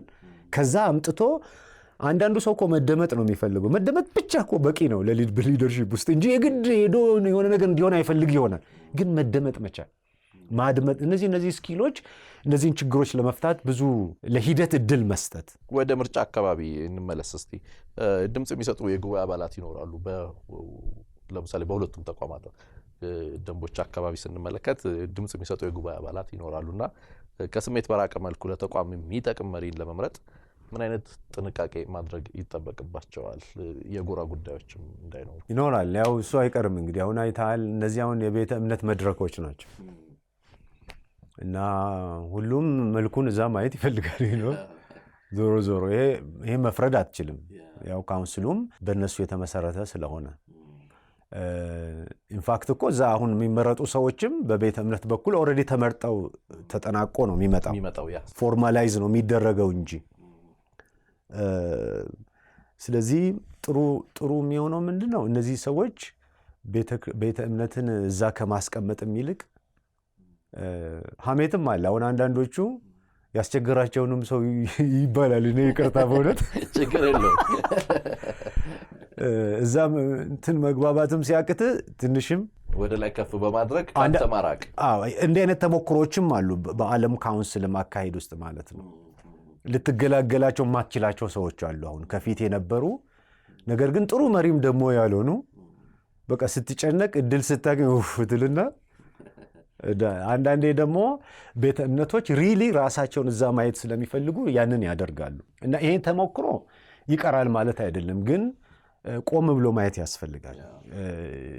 እኛ ቤተ እምነት ብቻ እዛ ጋር እንድትታይ ሳይሆን የእግዚአብሔር ሰዎች ማለት ነው። መቼም እኮ ኢትዮጵያ ውስጥ እግዚአብሔር ቤተ እምነት እየገነባ አይደለም፣ ይቅርታ እሺ፣ መንግስቱን ነው እየገነባ ያለው እና አሁን የእግዚአብሔር መንግስት ቢዝነስ ውስጥ ነው ያለው። ስለዚህ ለዛ የሚመጥኑ ሰዎች ምርጫ ላይ መስፈርቶች አስቀምጠዋል። አሁን በካውንስሉ መተዳደሪያ ደንብ በህብረቱም ደንቦች አሉ፣ ያው መጽሐፍ ቅዱስ ላይ የተቀመጡ መስፈርቶች። የላቀ ሰው፣ ተተኪ የሚያፈራ፣ ቅን፣ ታማኝ ምናምን ይላል። ጥሩ ናቸው እነዚህ፣ ደስ ይላሉ። ግን የዛ ሰው ማንነት ላይ ይሄ ደግሞ ከየት ይመነጫል መሰለ? ምንድን ነው እዛ ጋር የሚሰራው ስራ? ያንን ስራ ሊሰራ የሚችል ተሞክሮ አለ ወይ? ከዚህ በፊት ብቃትስ አለ ወይ ተብሎ ነው መሄድ ያለበት። እና እኔ ቤተ እምነቶች ውስጥ ካውንስሉንም ህብረቱንም ሊመሩ የሚችሉ በጣም ኢኩዊፕድ የሆኑ ሰዎች እንዳሉ እናምናለን ሁላችንም። በዚህ ተስፋ የሚቆርጥ ሰው የለም። ግን እነዚያ ሰዎችን ማውጣት፣ አጥልሎ ማውጣት መቻል ያስፈልጋል። እና መሪዎቹ ላይ ነው መፍትሄው፣ ትኩረቱ መሪዎቹ እነማን ናቸው፣ ምንድን ነው ውስጣቸው ያለው የሚል ነገር በጣም ሊታይ ይገባል። ምርጫ ወቅት ላይ ስላለን ከምርጫ ጋር ተያይዞ ላነሳላ የፈለኩት ጉዳይ ሌላኛው ምንድነው፣ አሁን እንዳልከው የቡድን መከፋፈሎች ሊኖሩ ይችላሉ፣ የጎራ መከፋፈሎች ሊኖሩ ይችላሉ። እና አሸናፊ የሚሆኑ መሪዎች ምርጫ ካለቀ በኋላ በተቋማቱ አንድነት ላይ ጠባሳ እንዳይጥሉ በአመራር ጥበብ እንዴት መከላከል ይችላሉ? በማኔጅመንት ሳይንስ ምን ይላል መሰለህ? ለምሳሌ አሁን ኃላፊዎች የሚመጡት ከተለያየ አቅጣጫ ነው። ከውጭ ማምጣትም የራሱ ጥሩና መጥፎ ነገር አለው። ለብቻ ደግሞ ያደጉትን እዚህ ማምጣትም ሌላ ነገር አለው፣ የራሱ ነገር አለው።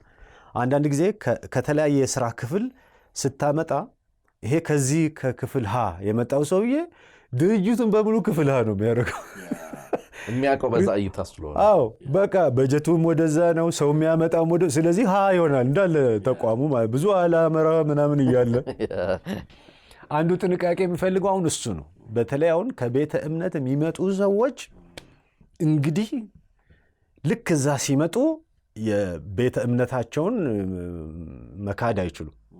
ነገር ግን አሁን ሌላ ኃላፊነት አላቸው። ቤተ እምነቶችን ሁሉ የሚያቅፍ ልብ፣ አስተሳሰብና ስትራቴጂ በቦታው መኖሩን ቁጭ ብለው ማሰላሰል በጣም አስፈላጊ ነው። አለበለዚያ ይሄ አደጋ ሁሌ ይከሰታል ማለት ነው። ያው ቤተ እምነቶቹም ደግሞ ዝም አይሉም። ያው በተገኘው አጋጣሚ ያለ አይደለም ጥሩ ነው ብሎ የሚያምኑበትን አጀንዳ ፑሽ ማድረጋቸው አይቀርም። ስለዚህ መሪዎቹ ይዘው የሚመጡት ኃላፊነት በጣም በጣም ትልቅ ነው እና ትንሽ ምዕራፍ፣ የሽግግር ምዕራፍ ነው። ቆም ብሎ ማሰብ አለባቸው።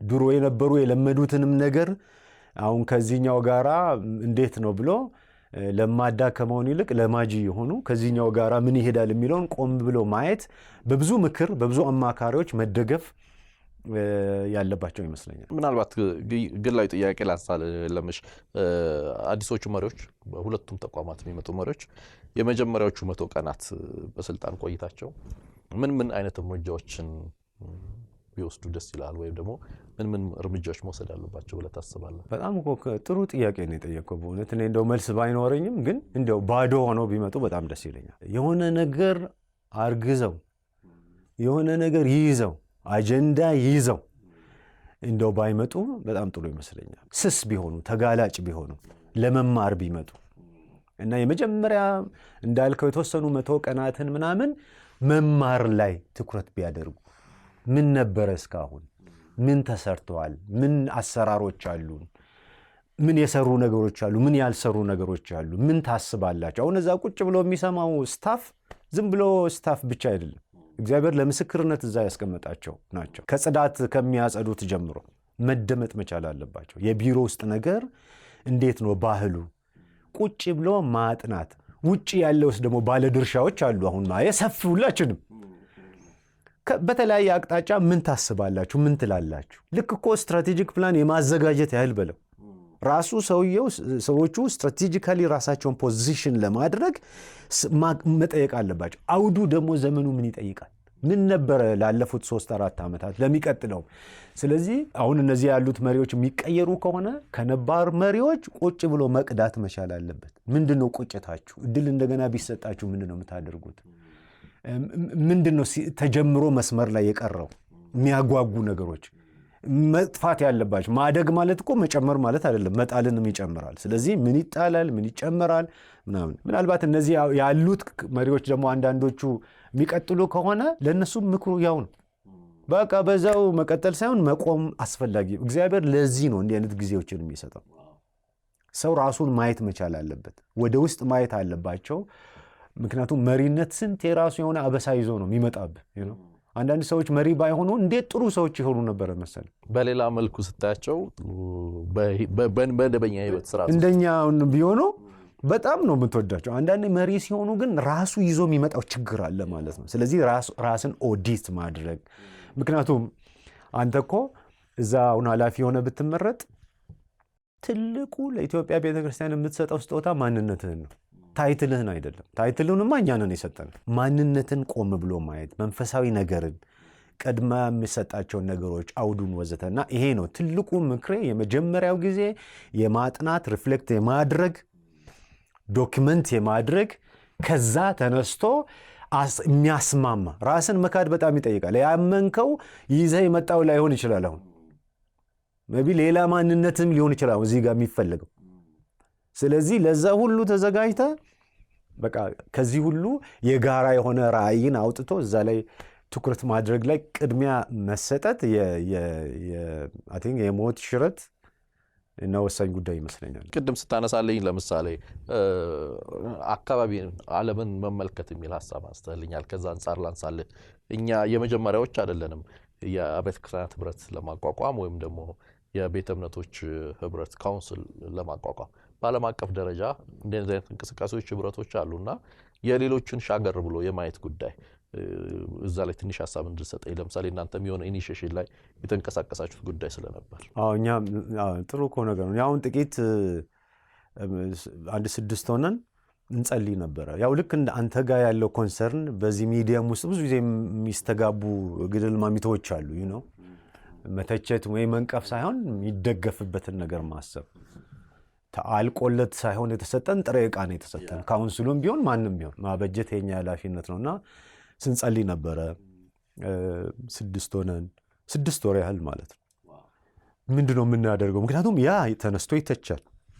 ይሄ ምናምን ከራሱ ተነስቶ ማለት ነው። እንደው አጥንቶም ምናምን ብሎም አይደለም። ምንድነው እንዴት ነው የምናግዛቸው ብለን የዓለም እንደዚህ አይነት ካውንስሎች በዓለም ደረጃ የት አሉ እና ምንድነው ተሞክሯቸው? ምንድን ላይ ነው ትኩረት የሚያደርጉት? እንዴት ነው የሚደራጁት? ሰው ኃይል ምን ብቃት ያለው ነው የሚያመጡት ብለን ብዙ ነው ያጠና ነው። ግን ከዛው 9ን አወጣን ማለት ነው። 9 እንደኛ አይነት ካውንስል ያሉ አወጣን። ከዛ የነሱን ተሞክሮ አየን። ከዛ የካውንስላችንን እንቅስቃሴ ገና ስለሆነ ካውንስሉ ገና ቢሆንም ሰዎቹ ገና አይደሉም። ቅድም እንዳነሳ ነው 100 ዓመት ያላቸው ቤተ እምነቶች ገና በላቸው ብዙ ጊዜ አክብረናቸዋል። አብረውን ኖሯል። ልምድ ያላቸው ናቸው። ያ ደስ ይለናል። ባዷቸውን አይደሉም። ስለዚህ እሱን ተሞክሮ ሼር አድርገናል። እኛ እንደውም በቅርብ የካውንስሉን የሚመለከታቸውን የሥራ ኃላፊዎች ጠርተን ዶክመንቱን ሰጠናቸው። እንደ ምክረ ሐሳብም የኛንም ግምገማ ያሉትንም ተሞክሮች። እኛ ሌላ ሁለተኛ እቅድም የለንም።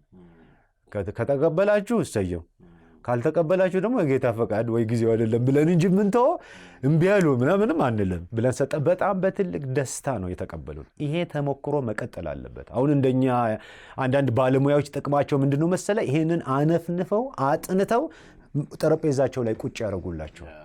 ስለዚህ ከዓለም ጋራ የሚሄድ ከጊዜውን የሚዋጅ ተጣጣሚ የሆነ የሁሉን መኮረጅ አይችሉም፣ ግን ነው እየተማሩ አገልግሎታቸው እዛ ላይ ቢያንጹ ይሄ ትልቅ መስክ ሊጠቀሙበት የሚገባ ነገር ነው የጠየከንና አስፈላጊ ይመስለኛል። በዚህ መቆምም የለበትም።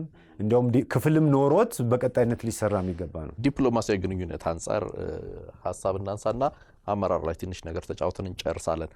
የተቋማቶቹ መልካቸው የሌሎች ብዙ ከታች ያሉ መሪዎችን የሚሰበስብ አይነት ነው። ካውንስሉን ብትመለከተው ህብረቱን ብትመለከተው ከስሩ ብዙ መሪዎች በየአጥቢያ ደረጃ የሚወርዱ ወይም የትንንሽ ተቋማት ሚኒስትሪዎችንም እኛንም አይነት መሰል የሚያቅፉ ናቸውና አዳዲስ የሚመጡ መሪዎች ከዲፕሎማሲያዊ አንፃር ከሁሉም ጋር ሊኖር ከሚገባ ግንኙነት ከማቀራረብ ከአንድነት አንፃር ሊሰሩ የሚገቧቸው ወይም ሊጠብቋቸው የሚገቡ ሚዛኖች ምንድን ናቸው? ትልቅ አጀንዳ ነው። ገባ እንደው አገርን የኢትዮጵያን ቤተክርስቲያን ታሳቢ አድርጎ መመካከር ዝም ብሎ ማውራት አይደለም። በጣም ሲግኒፊካንት ስለሆነ በጣም ደስ እያለኝ ነው።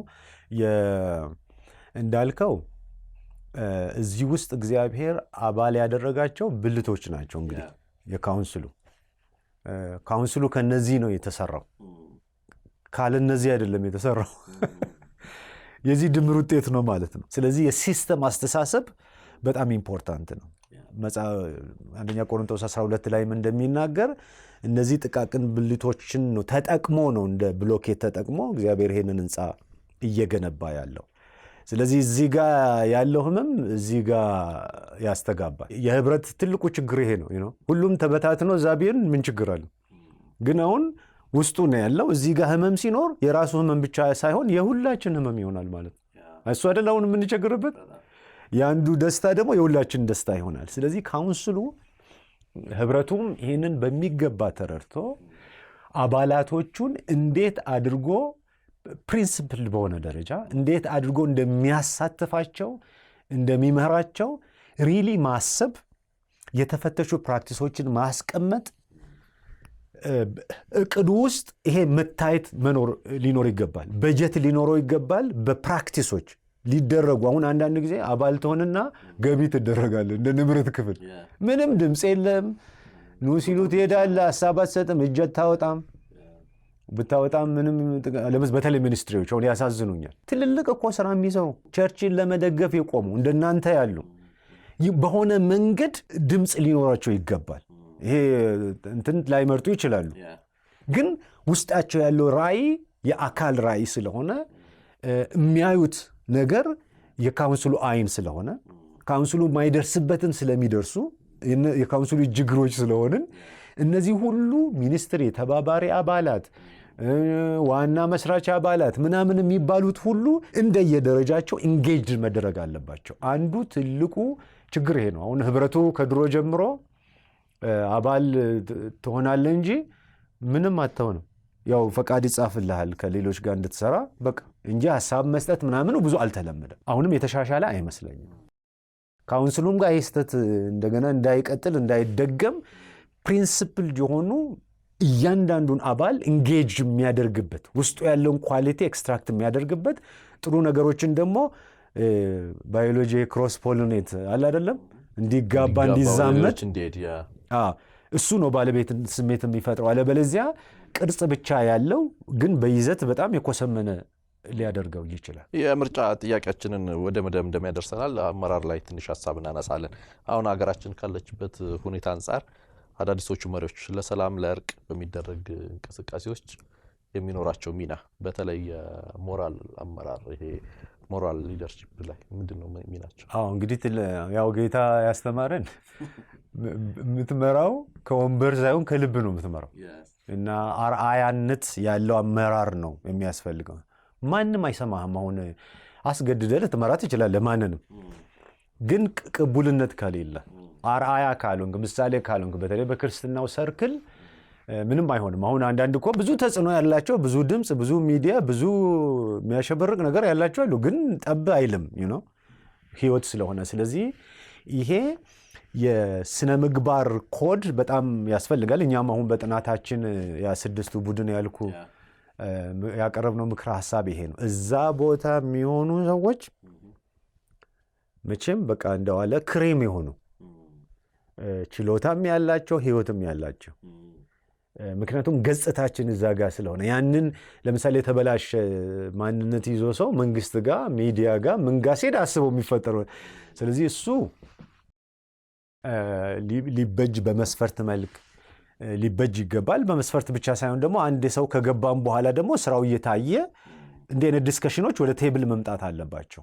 ተስፋ አደርጋለሁ ቦርዱ ይህንን የሰራተኞችን ሁኔታ በተመለከተ ምክክር ማድረግ መቻል አለበት። እንደው አንዴ ገብተዋል አስዩም አድርጎ 4 ዓመት ወይ ሌላ ምርጫ ዘመን እስኪመጣ መጠበቅ የለበትም ብዬ ነው ከሰው አንጻር ማስበው። ከአመራር ጉዳዮች አንጻር መደምደሚያ እንዲሆነን ላንሳለ በቤተ ክርስቲያን አካባቢ ብዙ ጊዜ በመንፈሳዊ ተቋማት አካባቢ አገልጋይ መሪነት ወይም ይሄ ሰርቫንት ሊደርሺፕ የሚለው ጉዳይ በጣም ተደጋግሞ የሚነሳ ጉዳይ ነው።